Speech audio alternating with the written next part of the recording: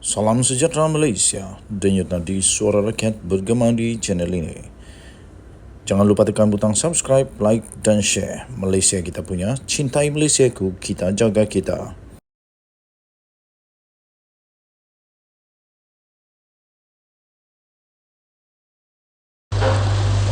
Salam sejahtera Malaysia, denyut nadi suara rakyat bergema di channel ini. Berita terkini, Al-Fatihah diucapkan. Baru saja diterima 21 Oktober 2023 jam 5.52 petang tadi. Anwar Ibrahim, Perdana Menteri Malaysia, mengucapkan takziah kepada keluarga Zulkifli. Berita penuh, Kuala Lumpur. Perdana Menteri Datuk Seri Anwar Ibrahim mengucapkan salam takziah kepada keluarga Naib Pengerusi Amanah Negeri Sembilan, Datuk Zulkifli Muhammad Omar yang meninggal dunia pada hari ini. Menerusi hantaran di Facebook hari ini, beliau turut mendoakan semoga roh Allahyarham dicucuri rahmat dan ditempatkan dalam kalangan mereka yang beriman dan beramal soleh. Allahyarham yang juga bekas Speaker Dewan Undangan Negeri Dun Negeri Sembilan meninggal dunia pada usia 59 tahun di Hospital Serdang, Selangor. Berita itu disahkan oleh Speaker Dewan Dun Negeri Sembilan, Datuk MK Ibrahim Abdul Rahman, dan memaklumkan Zulkifli mendapatkan rawatan di unit rawatan rapi ICU pada 2 hari lepas kerana menghidap komplikasi pelbagai masalah kesihatan dan perlu ditidurkan. Zulkifli dilantik sebagai Yang di-Pertua Dun Negeri Sembilan pada Julai 2018 selepas Pakatan Harapan memenangi PRU14. Allahyarham pernah memegang jawatan Pesuruhjaya PAS Negeri pada 2007 hingga 2011. Setelah menyertai amanah, Zulkifli bertanding di Kerusi Dun Johor pada PRU14 dan Parlimen Jelebu pada PRU15 November tahun lepas. Zulkifli memulakan kerjaya politik bersama PAS dan bertanding pada pilihan raya umum ke-10 PRU10 pada 1999 di Dun Lenggeng. Berita itu disahkan Speaker Dewan Dun Negeri Sembilan, Datuk MK Ibrahim Abdul Rahman, dan memaklumkan Zulkifli mendapatkan rawatan di unit rawatan rapi ICU pada 2 hari lepas kerana menghadapi komplikasi pelbagai masalah kesihatan dan perlu ditidurkan. Allahyarham yang juga bekas Speaker Dewan Undangan Negeri Dun Negeri Sembilan meninggal dunia pada usia 59 tahun di Hospital Serdang, Selangor. Kita sama-sama doakan semoga semuanya dipermudahkan. Denyut nadi suara rakyat bergema di channel ini. Jangan lupa tekan butang subscribe, like dan share. Malaysia kita punya, cintai Malaysia aku, kita jaga kita. Kita jumpa lagi. Bye-bye. Salam sejahtera Malaysia, denyut nadi suara rakyat bergema di channel ini. Nampaknya Hadi Awang yang cuba untuk tiba-tiba nak jadi hero, kali ini kena bidas teruk. Hadi Awang kena bidas teruk, kena sekolah teruk dan kena perli teruk. Hadi Awang yang cuba-cuba untuk bawa isu Palestin dan Israel akhirnya dibidas oleh Menteri Komunikasi dan Multimedia, iaitu Fahmi, di mana diterbitkan di astroawani.com bertajuk Palestin. Fahmi bidas Hadi Awang tidak guna peluang sebagai ahli parlimen. Betul juga. Di mana Hadi Awang punya kuasa ketika dia jadi ahli parlimen? Ketika dia jadi ahli parlimen, pakailah kuasa itu. Dan paling penting, ketika dia jadi duta bertaraf menteri, dulu apa yang Hadi Awang buat? Adakah dia bersungguh-sungguh mati-matian untuk membawa isu yang penting ini? Kenapa sekarang baru nak cuba-cuba untuk jadi hero? Jurucakap Kerajaan Perpaduan, iaitu Fahmi Fadzil, yang juga merangkap Menteri Komunikasi dan Multimedia membidas tindakan Presiden PAS Tan Sri Abdul Hadi Awang yang menyifatkan Perdana Menteri Datuk Seri Anwar Ibrahim kononnya tidak cukup kuat dalam memperjuangkan isu Palestin.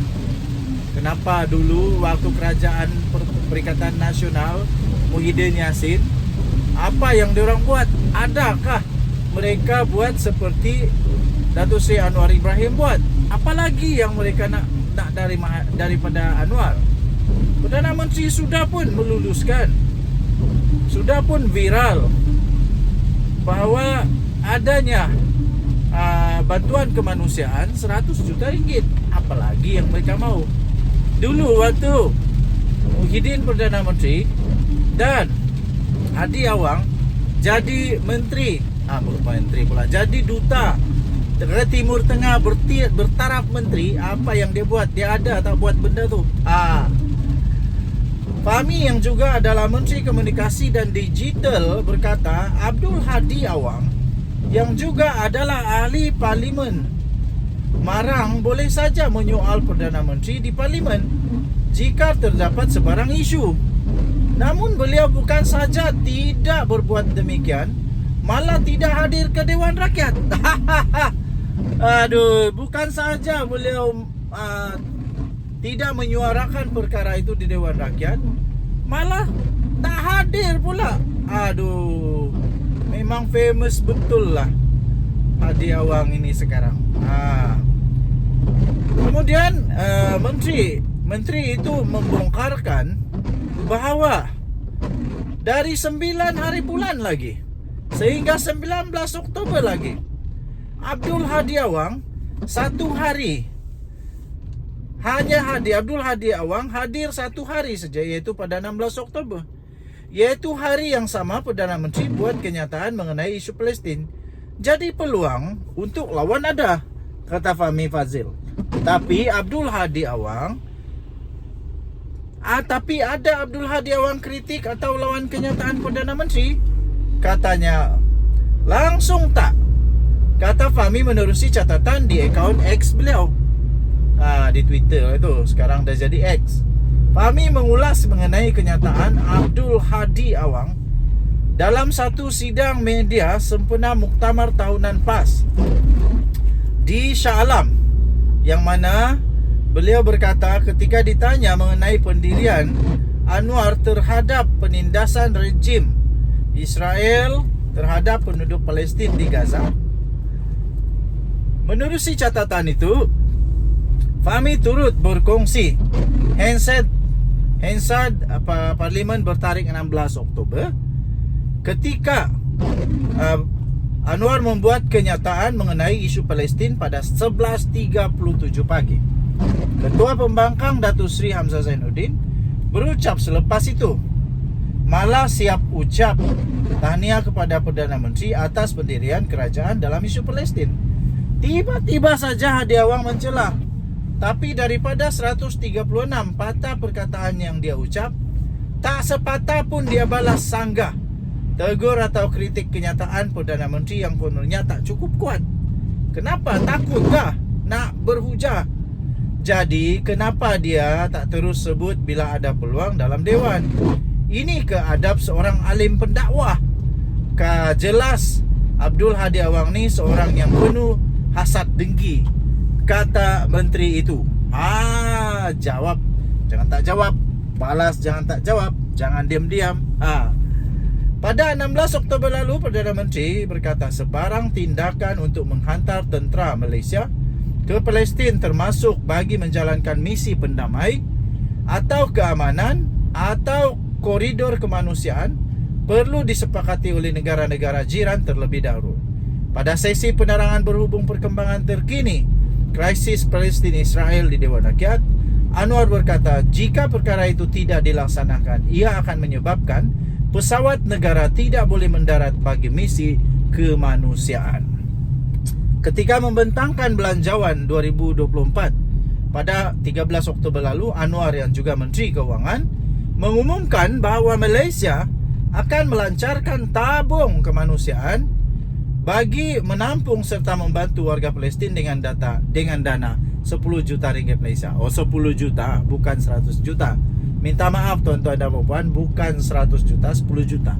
Tapi at least adalah. Soalannya mudah. Dulu waktu kerajaan perpaduan, ada tak benda ni kena buat? Ada tak benda ni dibuat oleh kerajaan perpaduan, Perikatan Nasional sebelum ini? Bukan kerajaan perpaduan, Kerajaan Perikatan Nasional. Dan soalan yang paling cepu mas, waktu Hadi Awang jadi duta ke Timur Tengah bertaraf menteri, apa yang dia sudah buat untuk isu ini? Apa yang dia sudah buat? Apa tindakan dia? Apa dia punya sumbangan kepada isu ini? Sekarang dah jadi pembangkang, dah tak ada kuasa, tiba-tiba saja muncul konon-konon Anwar Ibrahim tak cukup kuat. Lepas tu apa lagi? Bila ada perbahasan di Dewan Rakyat, dia tidak datang pula. Dia tidak datang. Dan bila dia datang, dia diam-diam pula. Dia diam-diam, tidak pun cakap apa-apa. Tidak pun cakap apa-apa. Malah tidak ada kritikan kah, bantahan kah, bangkangan kah, tiada. Jadi itu persoalannya cukup besar, cukup mengejutkan. Denyut Nadi, Suara Rakyat bergema di channel ini. Jangan lupa tekan butang subscribe, like dan share. Bye-bye.